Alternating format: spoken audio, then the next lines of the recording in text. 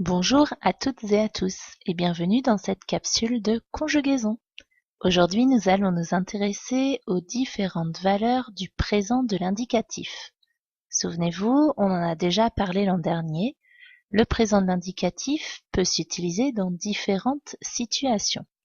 La plus connue, celle que vous devez tous avoir en tête, c'est que l'on peut utiliser le présent de l'indicatif pour raconter un événement qui se produit au moment où on parle ou au moment où on écrit.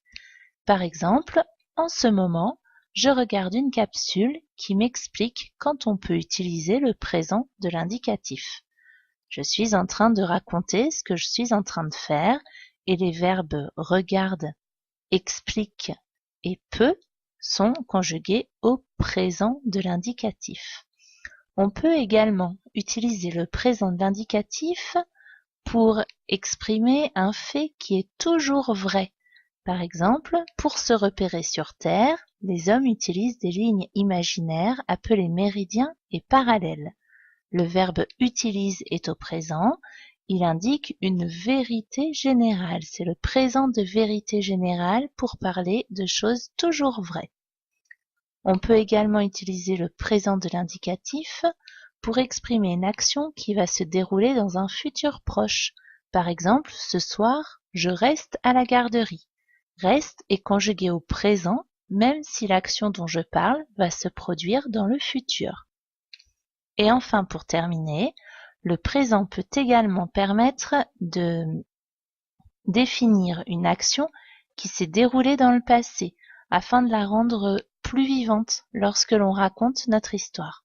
Par exemple, hier, je révisais ma leçon de géographie quand tout à coup, mon frère me demande de venir l'aider.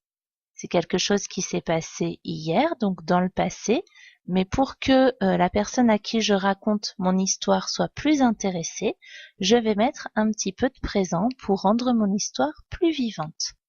Voilà, vous avez donc 4 choses à retenir. On utilise le présent pour exprimer une action qui se passe au moment où on parle ou où on écrit. Pour quelque chose de toujours vrai, le présent de vérité générale. Pour une action qui va se passer dans un futur proche ou pour une action au passé si l'on veut rendre notre récit un peu plus vivant.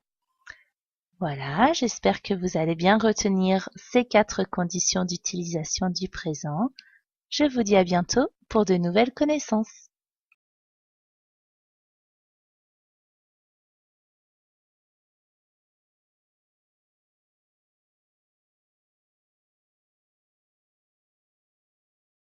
Created using Powtoon.